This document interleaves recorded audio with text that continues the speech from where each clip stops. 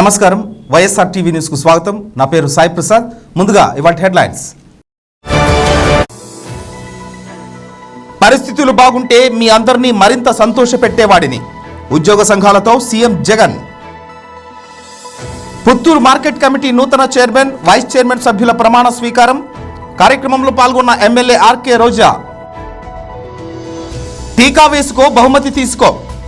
కార్యక్రమంలో పాల్గొన్న ప్రభుత్వ విప్ కాపు రామచంద్రారెడ్డి, రెడ్ క్రాస్ శాఖ చైర్పర్సన్ కాపు భారతి. జేఎన్టీయూ హిస్టరీలో తొలిసారి ర్యాగింగ్ సంఘటన కలకలం. ఒకేసారి 18 మంది suspension.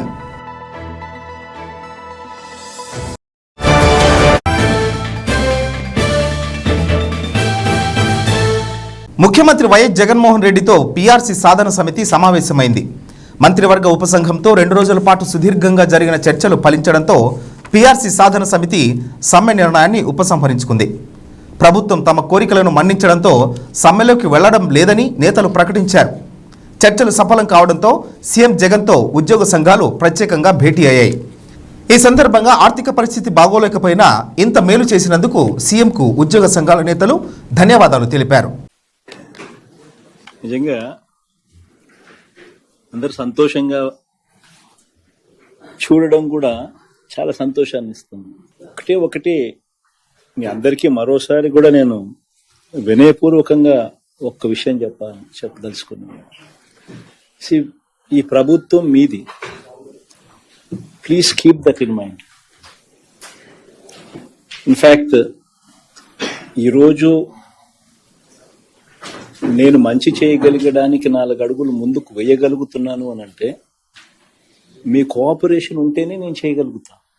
Not without your cooperation. Total గా మీ పక్షాన్ని నిలబడడానికి అన్ని రకాలుగా సన్నద్ధంగా ఉన్నాను అన్నది మాత్రం ఖచ్చితంగా ఎప్పుడు గుర్తుపెట్టుకోండి. This is one thing what I'm always telling you.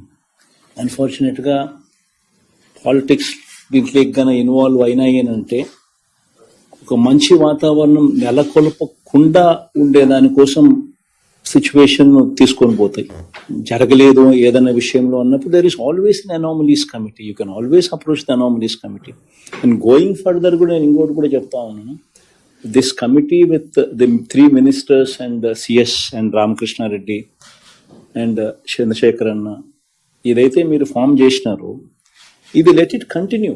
IR ఏదైతే ఇచ్చిన 30 నెలల కాలానికి గాను 9 నెలల ఐఆర్ను సర్దుబాటు నుంచి మినహాయింపు ఇవ్వడం వల్ల 5,400 కోట్ల రూపాయలు భారం అదనంగా పడతా ఉంది. హెచ్ఆర్ఏను కూడా ప్రాస్పెక్టివ్ గా అంటే జనవరి నుంచి వర్తింప చేయడం వల్ల అదనంగా మరో 325 కోట్ల రూపాయలు అదనంగా మళ్ళీ భారం పడతా ఉంది. అంటే మొత్తం 5,225 కోట్ల రూపాయలు అదనంగా భారం పడతా ఉంది.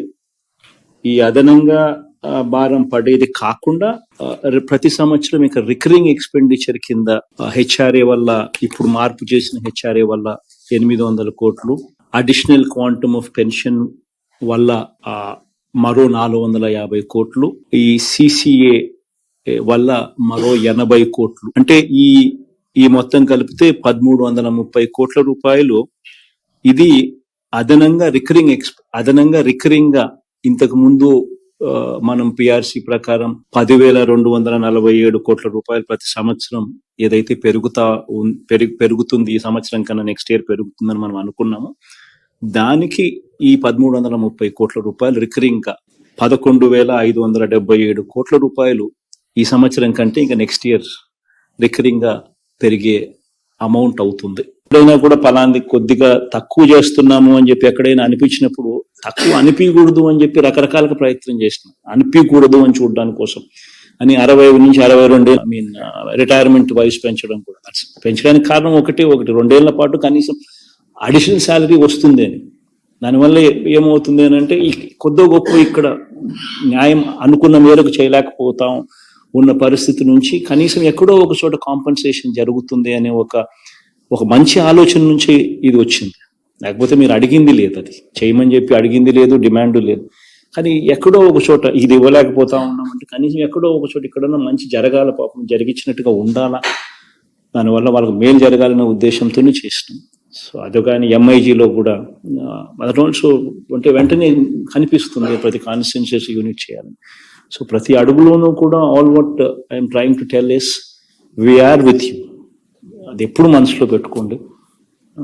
అండ్ ఏ దానికైనా కూడా దేర్ ఇస్ చర్చలు, అండ్ చర్చలు సాల్వ్ కాకపోతే there is always you can always do what you want to, but there is a hearing government, listening government, wanting to solve problems, solve చేయాలన్న గవర్నమెంట్ మీకు ఉంది అనేది మాత్రం మీరు గుర్తుపెట్టుకోండి. Just keep that in mind. Okay, all the very best and మంచి జరగాలని మనస్ఫూర్తిగా మరొకసారి కూడా కోరుకుంటాం. పుత్తూరు మార్కెట్ కమిటీ నూతన చైర్మన్, వైస్ చైర్మన్ సభ్యుల ప్రమాణ స్వీకార కార్యక్రమానికి ఎమ్మెల్యే ఆర్కే రోజా పాల్గొన్నారు. మార్కెట్ కమిటీ నూతన పాలక మండలి చైర్మన్గా ఎన్ భాస్కర్ యాదవ్, వైస్ చైర్మన్గా సి శేఖర్, సభ్యులుగా Jayaram, M Jyothi, T Sasikala, N Subhashini, V Gowri, A Vadivelu, N Padmavathi, N Sudarshana Varma, V Selvi, B Prabhavathi, K Gopal, D Perumallu ప్రమాణ స్వీకారం చేశారు. నూతన పాలక మండలి చైర్మన్, వైస్ చైర్మన్ సభ్యులను ఎమ్మెల్యే ఆర్కే రోజా ఘనంగా సత్కరించారు. ఈ సమావేశంలో ప్రజాప్రతినిధులు, రాష్ట్ర డైరెక్టర్లు, వైఎస్ఆర్సీపీ నాయకులు, కార్యకర్తలు పాల్గొన్నారు. ఈ రోజు ఇక్కడ ప్రమాణ స్వీకారం చేసిన Puttur market committee chairman Bhaskar Yadav గారికి, అలాగే వైస్ చైర్మన్ శేఖర్ గారికి, అలాగే డైరెక్టర్స్ అందరికీ, విచ్చేసిన రైతు సోదరులకి, పాత్రికేయులకి నా హృదయపూర్వక నమస్కారాలు. నా కుటుంబంగా మిమ్మల్ని భావించాను కాబట్టి అందరూ పల్లెల్లో నుంచి సిటీలకు వెళ్ళి ఇల్లు కట్టుకుంటే, నేను టౌన్లో నుంచి అంటే హైదరాబాద్, చెన్నై నుంచి వచ్చి నగిరిలో ఇల్లు కట్టుకున్నానంటే ఆలోచించాలి. మీ అందరి మధ్యలో ఉండాలి, మీ కష్ట సుఖాల్లో పాలు పంచుకోవాలి, మీ ఆడబిడ్డగానే ఇక్కడే చావాలి అని డిసైడ్ అయ్యాను. ఎవడో సోషల్ మీడియాలోనో టీవీలోనో రోజమ్మ రాజీనామా చేస్తుంది, పార్టీ మారుతుందంటే నేను మారాల్సిన అవసరం లేదు. జగనన్న పార్టీ పెట్టక ముందు నుంచి జగనన్న అడుగులో అడుగు వేశాం, ఎన్నో అవమానాలు పడ్డాం, జగనన్న కోసం ఎన్నో పోరాటాలు చేశాం. అసెంబ్లీలో కాల్మనీ సెక్స్ రాకెట్ గురించి పోరాటం చేసినప్పుడు రూల్స్ కి విరుద్ధంగా 1 year సస్పెండ్ చేసిన, మహిళా పార్లమెంట్ లో నన్ను కిడ్నాప్ చేసి 24 గంటలు ప్రజల కళ్ళకు కనిపించకుండా నన్ను తిప్పి ఏదో చేయాలనుకున్న భయపడిన దాఖలాలు లేదు. నన్ను సొంత చెల్లెలుగా భావిస్తున్న జగనన్నకి జీవితాంతం రుణపడి ఉంటాను. 2 సార్లు ఎమ్మెల్యే చేసినందుకు. నేను నెంబర్ 1 హీరోయిన్ గా ఉన్నాను. నా చెన్నై ఇల్లు నేను హీరోయిన్ గా ఉన్నప్పుడు కట్టుకున్నది. నా హైదరాబాద్ ఇల్లు వైఎస్ఆర్సీపీ పార్టీకి రాకముందు కట్టుకున్నది. నగిరిలో ఇల్లు వైఎస్ఆర్సీపీ పార్టీ అధికారంలోకి రాకముందు కట్టుకున్నది, అపోజిషన్ లో ఉన్నప్పుడు. తెలియకపోతే తెలుసుకో, ఎందుకంటే అన్ని కూడా వైట్ మనీతో క్లారిటీగా కొన్నవి. నా బ్యాంక్ డీటెయిల్స్ కావాలంటే ఇస్తాను, కూర్చొని చదువు వస్తే చూసుకో. ఇంకొకసారి కనుక ఇసుక దొంగతనం చేశారు, వాళ్ళ దగ్గర వీళ్ళ దగ్గర డబ్బులు తీసుకున్నారని పిచ్చి మాటలు పెడితే మూతి పగిలిపోతుందని కూడా ఈ సందర్భంగా తెలియజేసుకుంటున్నాను. ఒకరికి పెట్టే మంచి మనసు ఉంది కానీ ఎవరి దగ్గర లాక్కునే చెడ్డ మనసు మా కుటుంబంలో ఎవరికీ లేదు. ఈ రోజుటి వరకు నియోజకవర్గంలో ఏది చేసినా కూడా మంచి మనసుతో పేదవాడు అర్హుడు అనుకుంటే జగన్మోహన్ రెడ్డి గారి అడుగుజాడల్లో ప్రతి ఒక్కరికి కూడా ఉద్యోగమైనా, ట్రాన్స్ఫర్ అయినా, పార్టీ పదవులైనా లేదా ఎలక్షన్స్ లో పదవులైనా కూడా మేము ఇవ్వటమే కానీ ఎవరి దగ్గర తీసుకున్నది లేదు అనేది ఫైనల్ గా చెప్తున్నాను. ప్రెస్ వాళ్ళు కూడా మళ్ళీ మళ్ళీ రాయటం అనేది అది మీ జర్నలిజానికి కూడా కరెక్ట్ కాదు. వైఎస్ఆర్సీపీలో ఉంటూ వెన్నుపోటుదారులు నా మీద ఎవరైతే నన్ను ఓడించాలనుకుంటున్నారో వారి సహాయంతో గెలుద్దామన్న పగటి కలలతో ఉన్నాడేమో ఆ మూతి మీద మీసం లేని ఇంకా బూతులు వస్తాయి నాకు. సో అలాంటి వాడికి ఆ కళలు అవుతాయి. ఎందుకంటే ఎప్పుడైనా పవర్ కోసం మాత్రమే పనిచేస్తే ప్రజలు గుర్తిస్తారు. ఆంధ్రప్రదేశ్ ప్రభుత్వ వైద్య ఆరోగ్య శాఖ కేర్ ఇండియా వారి టీకా వేసుకో బహుమతి తీసుకో కార్యక్రమం రాయదుర్గం నియోజకవర్గంలో నిర్వహించారు. ఈ కార్యక్రమంలో ప్రభుత్వ విప్ కాపు రామచంద్రారెడ్డి, రెడ్ క్రాస్ అనంతపురం జిల్లా శాఖ చైర్పర్సన్ కాపు భారతి పాల్గొన్నారు. కేర్ ఇండియా వారు టీకా ఎక్స్ప్రెస్ వాహనాల్ని గత సంవత్సరం అక్టోబర్ 4 నుంచి రాష్ట్రంలోని 13 జిల్లాల్లో వివిధ ప్రాంతాల్లో 70 టీకా వాహనాలు ప్రారంభించారు. ఈ వాహనాల ద్వారా జిల్లాలో 26 టీకా వాహనాలు, 80 మంది సిబ్బందితో దాదాపు ఇప్పటి వరకు 1,70,000 మందికి కేర్ ఇండియా సిబ్బంది ద్వారా టీకా ఇవ్వడం జరిగింది. అనంతపురం జిల్లాలో టీకా వేసుకో బహుమతి తీసుకో కార్యక్రమాన్ని రాష్ట్ర వైద్య ఆరోగ్య శాఖ సమన్వయంతో నిర్వహించారు. ఈ కార్యక్రమానికి ప్రజల నుంచి మంచి స్పందన రావడంతో వ్యక్తిగతంగా ముందుకొచ్చి టీకా తీసుకున్నారు. కళ్యాణదుర్గం రెవెన్యూ డివిజన్ పరిధిలోని 8 ప్రాథమిక ఆరోగ్య కేంద్రాల ద్వారా టీకా వేసుకో బహుమతి తీసుకో విజేతలకు ప్రోత్సాహక బహుమతుల్ని ప్రభుత్వ విప్ 144 మందికి అందజేశారు. ఆరోగ్యానికి రక్షణ కల్పిస్తూ వాళ్ళు ఇంత పోరాటం చేసి మన కోసం మన ఇంటి దాకా కాదు కదా, మన పొలాల దాకా కూడా వచ్చి వ్యాక్సిన్ చేస్తున్నారంటే వాళ్ళకి మనస్ఫూర్తిగా కృతజ్ఞతలు తెలుపుకుంటా ఉన్నాను. ఈ సందర్భంగా ప్రభుత్వ విప్ కాపు మాట్లాడుతూ కేర్ ఇండియా ఆంధ్రప్రదేశ్ ప్రభుత్వంతో కలిసి సమాజానికి అత్యంత అవసరమైన టీకా కార్యక్రమంతో భాగస్వామి అయ్యి ప్రజల్లో టీకా పట్ల ఉన్నటువంటి అపోహలను తొలగించి టీకాను ఇవ్వడం, అలాగే టీకా వేసుకో బహుమతి తీసుకో కార్యక్రమాన్ని నిర్వహించి నేడు విజేతలకు అందరికీ బహుమతులు అందజేయడం ఎంతో అభినందించదగ్గ విషయమన్నారు. కేర్ ఇండియా వారి సహకారాన్ని ప్రికాషన్ డోసును కూడా ప్రజలకు అందిస్తారని ఆశిస్తున్నానన్నారు. ఈ కార్యక్రమంలో Rayadurgam municipal chairperson Porala Shilpa, MPDO Setturu, Brahmasamudram జెడ్పీటీసీలు K Manjunath, Prabhavathamma, care India రాష్ట్ర స్థాయి ప్రతినిధులు ఉమాశంకర్, గ్రేస్ రాజా, జిల్లా వ్యాక్సిన్ కోఆర్డినేటర్ షేక్ దాదాపీరా, మున్నా, మోహన్, సిబ్బంది, అలాగే deputy DM and HO doctor Ramesh Naik, Rayadurgam ప్రభుత్వ ఆసుపత్రి బాధ్యులు డాక్టర్ మహేష్ రెడ్డి, వైద్యులు doctor Praveen, doctor Sandesh, doctor Nazneen, Erragunta doctor Vijay తదితరులు పాల్గొన్నారు. మనిషిగా మనం పుట్టాం కాబట్టి మనము ఆ దేవుడికి ఈ జన్మ సార్థకం చేసుకోవాలంటే 10 మందికి మంచి చేయాలి. అందుకే పరోపకారం మిదం శరీరం. దేవుడు ఈ శరీరాన్ని మనకి ఇచ్చిండేది 10 మందికి మంచి చేయడానికని మనం గుర్తుపెట్టుకోవాలి. అలాంటి గొప్ప వ్యక్తిని ఈరోజు మనం ఆలోచన చేస్తే ఏ దేశం కన్నా బిడ్డనో తెలియదు కానీ భారత రత్నంగా వేసినటువంటి మదర్ తెరేసా. వేరే ఏ దేశమో కన్నా తల్లి, ఏ తల్లి కన్నా బిడ్డ, కానీ భారత రత్నగా పెరిగింది. మన పక్కనే మన కళ్ళెదిటే మనం చూసి మనం మాట్లాడినటువంటి ఫాదర్ విన్సెంట్ ఫెరర్ ఏ దేశం ముందు బిడ్డో కానీ మన దగ్గర వచ్చి ఈరోజు రాత్రి పగలు మన కోసం కష్టపడతాం. ఇవన్నీ చూస్తూ ఉంటే మనమే అదృష్టవంతులు అనుకుంటాం.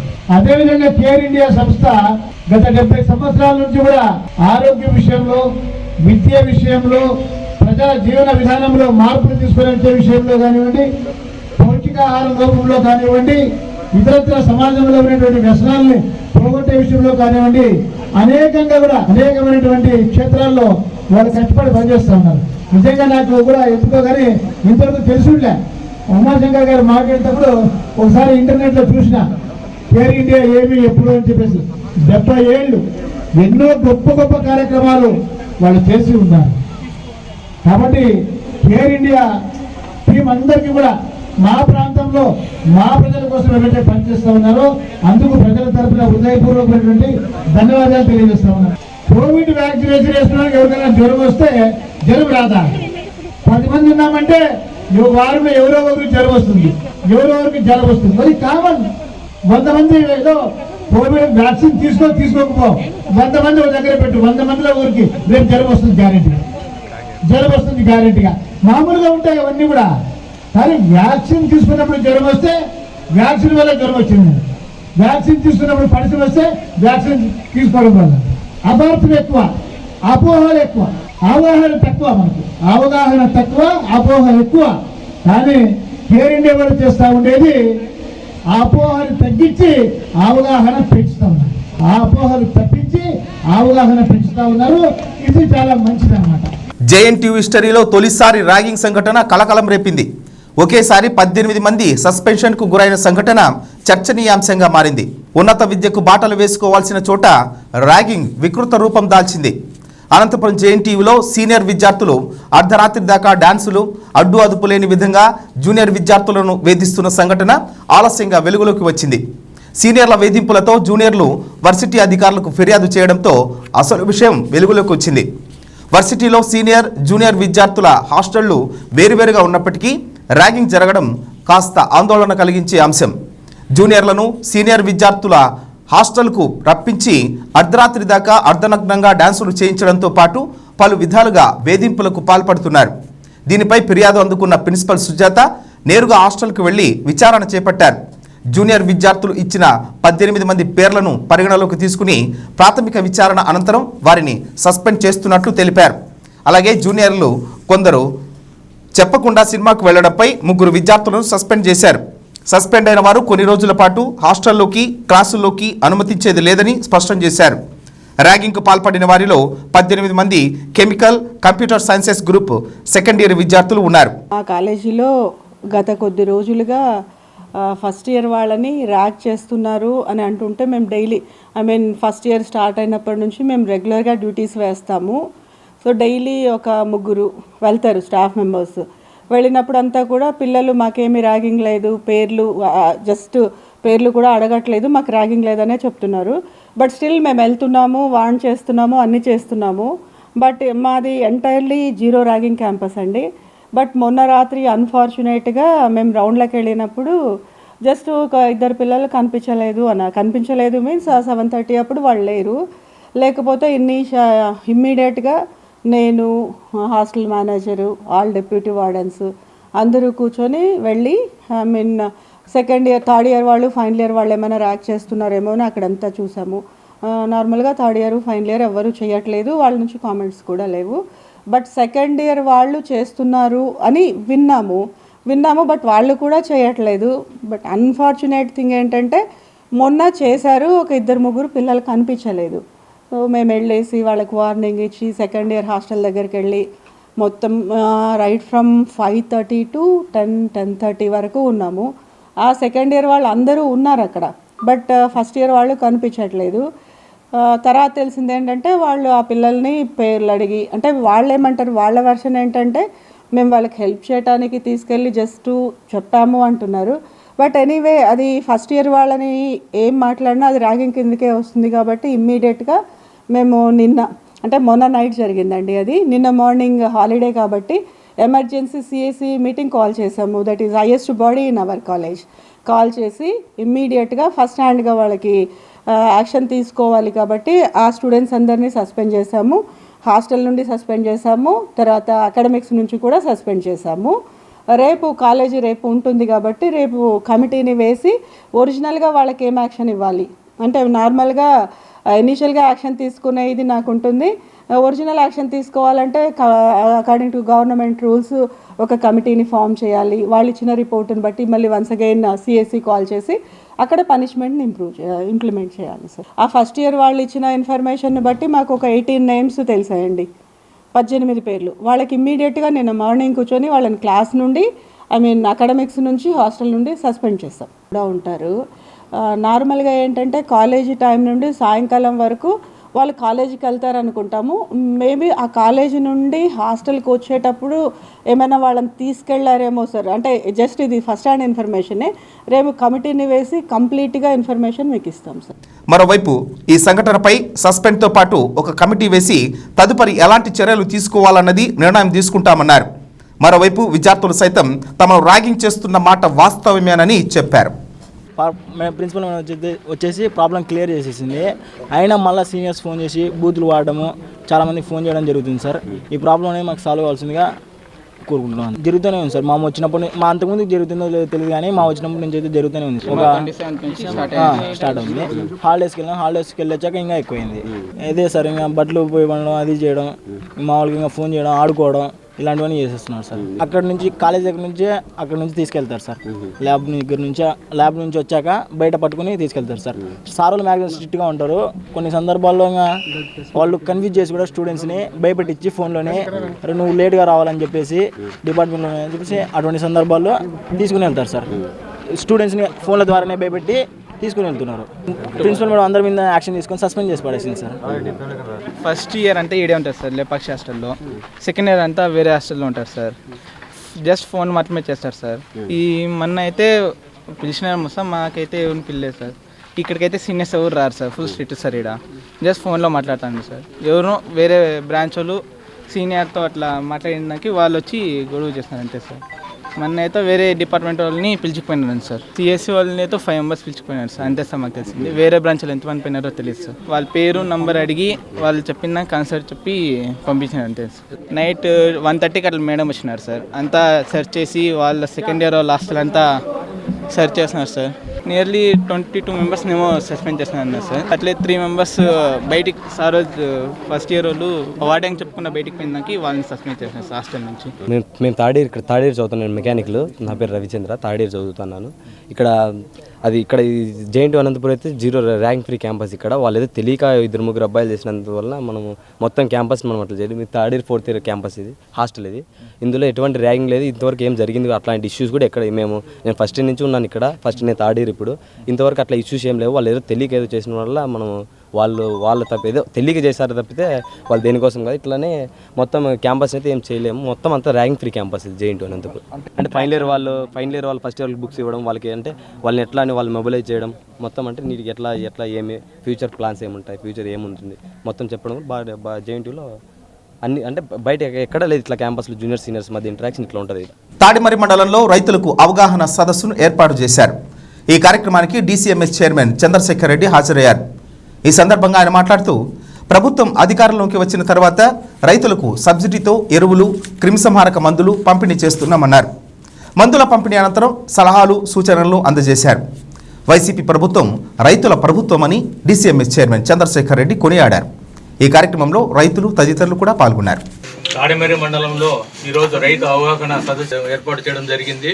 ముఖ్యంగా రైతులు సేవలు మన డీసీఎంఎస్ ద్వారా ఇఫ్కో కంపెనీ ద్వారా నాన్ యూరియా అనేది ద్రవము తయారు చేయడం జరిగింది.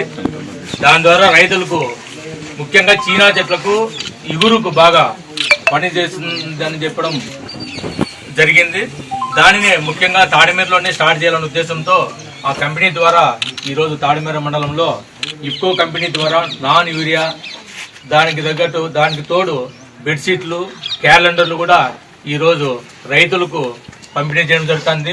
నాణ్యత కలిగినటువంటి ఎరువులైతేనేమి, విత్తనాలైతేనేమి, క్రిమి సంహారక మందులైతేనేమి ఇఫ్కో కంపెనీ ఇంతవరకు చాలా దీనిలో ప్రసిద్ధిగాంచింది. కాబట్టి రైతులకు దీని ద్వారా తెలిసి ఇఫ్కో కంపెనీకి సంబంధించినటువంటి లీటర్ నీటికి 4 ml ఈ ద్రవం వాడాల్సి వస్తుంది.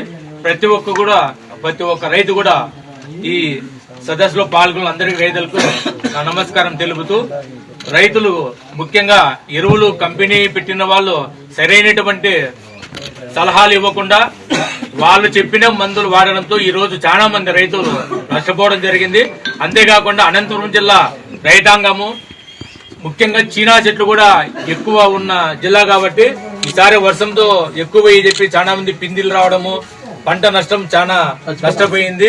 కాబట్టి రైతులకు కనీసం మా డీసీఎంఎస్ ద్వారా ఇది ఒకటి సాయం చేయాలనే ఉద్దేశంతో రైతు అవగాహన సదస్సు ఏర్పాటు చేసి దాని ద్వారా రైతులకు ఈ రోజు ఉచితంగా బెడ్షీట్లు, నాన్ యూరియా, ఒక 1/2 లీటర్ మందు, క్యాలెండర్లు పంపిణీ చేయడం జరుగుతుంది. ప్రభుత్వ ఉద్యోగుల విషయంలో ప్రభుత్వం చర్చలు జరిపి సమస్యలు పరిష్కరించింది.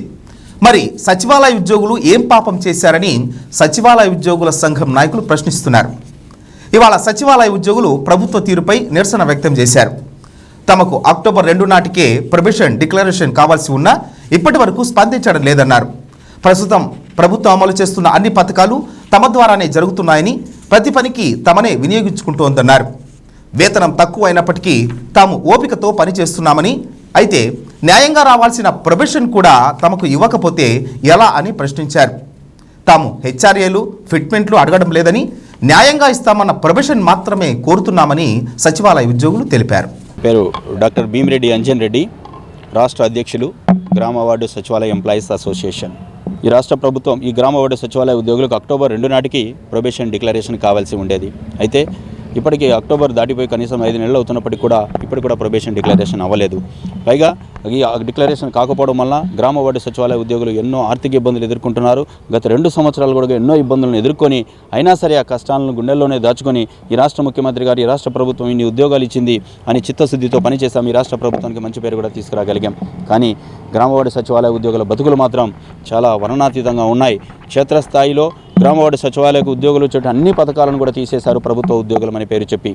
అదేవిధంగా రావాల్సిన కానీ ప్రభుత్వ ఉద్యోగం అని చెప్పి అక్కడ పథకాలు తీసేశారు. ప్రభుత్వ ఉద్యోగాలు అని చెప్పి ఇక్కడ ఇవ్వాల్సినవి ఏవి కూడా ఈ రాష్ట్ర ప్రభుత్వం ఇవ్వకపోవడం వలన గ్రామ వార్డు సచివాలయ ఉద్యోగులు చాలా ఇబ్బందులకు గురవుతున్నారు. పనిచేసే చోట మాత్రం అంతా మీరే, గ్రామ వార్డు సచివాలయాల వాళ్ళే మీరే చేయాలి, మీరు చాలా సమర్థం, ఈ వ్యవస్థ చాలా పటిష్టమైనది, మీరే చేయాలని చెప్పి అన్ని పనులు, అన్ని శాఖల పనులు కూడా గ్రామ వార్డు సచివాలయ వ్యవస్థ మీద రుద్దుతున్నారు ఉద్యోగుల మీద. కానీ మాకు పెట్టే సమయానికి వచ్చేసరికి ఈ రోజున మనం చూసాం, మేము హెచ్ఆర్ఏలు అడగలేదు, ఇంకొకటి అడగలేదు, మాకు లగ్జరీస్ అడగలేదు. మాకు ప్రొబేషన్ డిక్లేర్ చేసి మీరు ఏదైతే చెప్పారో అది ఇస్తే చాలని మేము రిక్వెస్ట్ చేస్తున్నాం. అంతే కదా, కనీసం రేషన్ కార్డు కూడా లేకుండా చేశారు. చాలామంది గ్రామ వార్డు సచివాలయ ఉద్యోగులు కాల్ చేసి కనీసం 4 నెలలు అంటున్నారు, భరించడం చాలా కష్టం, ఇప్పటికే అప్పుల పాలైపోయాం, కనీసం ఆ రేషన్ కార్డు ఇప్పిస్తే కిలో 2 రూపాయలు బియ్యమైనా తెచ్చుకొని మా కుటుంబాలను పోషించుకుంటామని గ్రామ వార్డు సచివాలయ ఉద్యోగులు ఆవేదన వ్యక్తం చేస్తున్నారు. కాంపెన్సేట్ ఎంతోమంది కరోనా సమయంలో అయితేనేమి, వివిధ విధులకు హాజరవుతూ యాక్సిడెంట్ అయితేనేమి పడిపోయి చనిపోయిన వాళ్ళు ఎంతోమంది ఉన్నారు. కనీసం వారికి ఈ కారుణ్య నియామకాలు కూడా గ్రామ వార్డు సచివాలయ ఉద్యోగులు జరగలేదు. చేతికొచ్చిన బిడ్డలు ఆ విధంగా మృత్యువాత పడిపోతే ప్రభుత్వ ఉద్యోగం అంటే ఆ సెక్యూరిటీ ఉంటుందని వచ్చాం, కానీ ఇప్పుడు మేము ప్రభుత్వ ఉద్యోగులము అవునో కాదో అనే పరిస్థితిలో ఈరోజు నిజంగా మేము పడిపోయాం. చర్చలు జరిగిన తర్వాత మీ మీద ఉన్న నమ్మకంతో ఈ విషయాన్ని ముఖ్యమంత్రి గారి దృష్టికి తీసుకెళ్లి పరిష్కరించుకుందాము అని ఆ రోజు గ్రామ వార్డు సచివాలయ స్పెషల్ చీఫ్ సెక్రటరీ అజయ్ జై సార్ సమక్షంలో వాళ్ళు చెప్పినప్పుడు ఆ నమ్మకంతో మేము ఒక్క పిలుపు ఇవ్వగానే వాళ్ళందరూ కూడా విధులకు తిరిగి హాజరయ్యారు. మరి ఈ రోజు వరకు దాని మీద ఎటువంటి పురోగతి లేదు. ఈ రోజు అదే ఉద్యోగులు మమ్మల్ని ప్రశ్నిస్తున్నారు, మమ్మల్ని ఒత్తిడి చేస్తున్నారు. ఆ రోజు మీరు విధులకు హాజరు కమ్మని చెప్పారు, మేము వెళ్ళాం, మరి ఈ రోజు ఏం సాధించగలిగాం, ఏం ఇవ్వగలిగారు ఈ రాష్ట్ర ప్రభుత్వం, మనం ఇంత చిత్తశుద్ధితో పనిచేస్తున్నారని మమ్మల్ని ప్రశ్నిస్తున్నారు. కొన్నింటికి సమాధానం చెప్పలేని పరిస్థితుల్లో ఈరోజు ఉద్యోగ సంఘాలు కూడా వెళ్ళిపోయాయి. దయచేసి గ్రామ వార్డు సచివాలయ ఉద్యోగులకు వెంటనే ప్రొబేషన్ డిక్లేర్ చేసి పే స్కేల్ వర్తింపజేసి అరియర్స్తో సహా ఇవ్వాలని రిక్వెస్ట్ చేస్తున్నాం. ఇవి ఇవాటి విశేషాలు. మళ్ళీ రేపటి వైఎస్ఆర్ టీవీ వార్తలు కలుద్దాం. నమస్కారం.